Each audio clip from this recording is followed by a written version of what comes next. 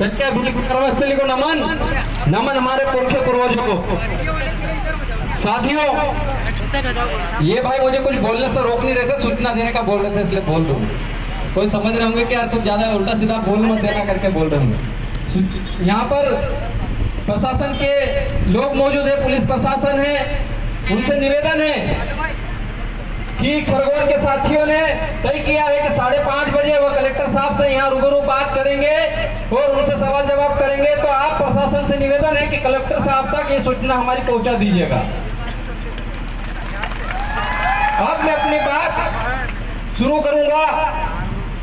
आज हम लोग चमेली बाई के न्याय के लिए आए हैं। सबसे पहले तो आबकारी विभाग और पुलिस प्रशासन ये बताए कि महुए का पेड़ किसका है? हम आदिवासियों का। महुए पेड़ पे जो फूल लगते हैं वो किसके हैं? हम आदिवासियों के। उस फल से दारू बनाता कौन? हम आदिवासी। उसको पीता कौन? हम आदिवासी। तुम्हारा आबकारी विभाग का क्या काम है हमारे क्षेत्र में? भाई आपका कोई हक नहीं है उस फल पे, उस पेड़ पे। तो आपने चमेली बाई का 34(2) का मुकदमा दर्ज कैसे किया? ये प्रशासन के लोग बताइए, आबकारी विभाग के लोग बताइए। हम बार बार मंच से कहते हैं, मुझसे पूर्व वक्ता रामदेव भाई ने कहा, महाराष्ट्र के साथी आए थे, उन्होंने कहा कि आदिवासियों पर सीआरपीसी आईपीसी की कोई भी धारा लागू नहीं होती है। ये खुद सीआरपीसी आईपीसी के सेक्शन 5 में उनकी बुक में लिखा, और फिर भी आदिवासियों को जबरन जेलों में ठूसा जा रहा है क्योंकि आप लोग पढ़ नहीं रहे हो। आप लोगों को बार बार कहा सीआरपीसी आईपीसी की बुक उठाओ, उसका सेक्शन 5 पढ़ लेना, बाकी पूरी बुक को छोड़ देना, रद्दी है वो, हमारे कोई काम की नहीं है। और यहाँ के कलेक्टर ने 144 लगा दी कल। उनको वो शायद मसूरी से सही ढंग से ट्रेनिंग लेकर नहीं आए। उनको पता होना चाहिए था, उनको पता होना चाहिए था कि उनसे 100 नंबर बड़े 244 वाले लोग आदिवासी लोग हैं। उसका उनका 144 उनके तक 244 का पावर आदिवासियों का पावर है। ये चीज आपको समझने की जरूरत है। और चमेली बाई के साथ और उनकी बेटी के साथ जिन लोगों ने भी ज्यादती की, प्रताड़ित किया, उनको सजा मिली जानी चाहिए। नहीं तो रामदेव भाई ने कह दिया 1 घंटे के लिए टंटे मामा बन गए ना, सिर्फ 1 घंटा। हम बनना नहीं चाहते, हम संवैधानिक बात करना चाहते, इसलिए आपको बार बार याद दिला रहे हैं। आप ट्रेन से करके नहीं आए तो मसूरी जाइए, 244 आदिवासियों का अधिकार पढ़ के आइए, फिर आदिवासी क्षेत्र में नौकरी करना। आप हमारे एरिया के नौकर हैं और इस देश का मूल मालिक आदिवासी है। ये सुप्रीम कोर्ट का जजमेंट कहता है। उस जजमेंट के बारे में भाई ने बता दिया, मैं पूरा नहीं बताऊंगा। अब डाउनलोड कर लेना और पढ़ लेना, सभी के कॉपी निकाल के घर रख लेना। जिस दिन भी ये पुलिस प्रशासन के लोग आए, उनको बता देना कि सीआरपीसी आईपीसी अगर लागू होती तभी लगाना, नहीं लागू होती तो लगाओगे तो देशद्रोह का मुकदमा तुम पे भी चलवा देंगे। इतना पावर हम में भी है। और सबसे ज्यादा दुख इस बात का होता है, इन चीजों के बारे में हमको पहले ही पता हो जाना चाहिए था। लेकिन हमारे समाज से जो नेता बने, चाहे वो कांग्रेस के हो चाहे बीजेपी के हो, उन्होंने कभी नहीं कहा कि तुम संविधान पढ़ो। उन्होंने बोला बस तुम तो वोट दो और घर जाओ, बैठ जाओ, बाकी कुछ नहीं कहा। अगर संविधान पढ़ा देते ना तो आज पुलिस वाले हमारे घर नहीं घुसते, हमारे गांव में नहीं घुसते।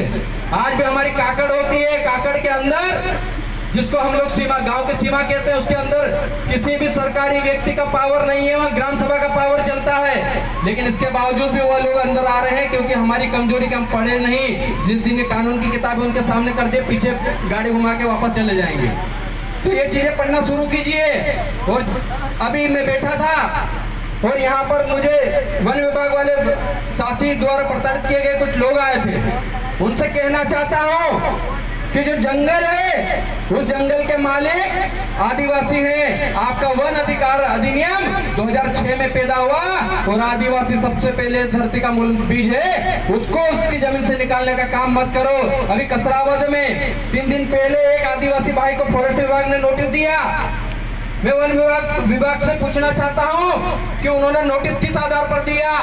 आपको आदिवासी को संरक्षण और सुरक्षा की जिम्मेदारी दी गई है, ना कि उसको उसकी जमीन से बेदखल करने का कहा गया है। इसके बावजूद अगर बेदखली की जाती है, और आज देखो वो भाई अपनी जान गंवा दिया, वो जान आत्मसम्मान में गवाया कि मेरी झोपड़ी को गिरा देंगे, उनकी झोपड़ी को खत्म कर देंगे। आप लोग जाग जाइए, वरना ये लोग अभी धीरे धीरे आदिवासी को खत्म करने पर लगे हैं। आदिवासी खुद पता नहीं कहां कहां कौन से धर्म में जाने को घुसा हुआ है, और दूसरे लोग आदिवासी बनने पर तुले हुए, क्योंकि उनको पता है कि आदिवासी इस देश का मालिक है। जिस दिन भी आदिवासी जाग गया, उस दिन इन 92% लोगों को उनके मादरे वतन वापस भिजवा देंगे।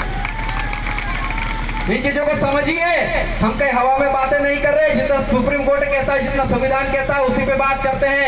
और आज भी प्रशासन आज के कार्यक्रम में अगर किसी को के ऊपर भी FIR करता है, 144 उल्लंघन की धारा लगाता है, तो याद रखना, जो धारा लगाएगा, जो विवेचना करेगा, उसको हम लोग सुप्रीम कोर्ट में घसीट देंगे और देशद्रोह का मुकदमा अब हम लोग लगाएंगे। क्योंकि पहले हम लोग नहीं पढ़ते, लेकिन अब पढ़ना लिखना शुरू कर दिया है।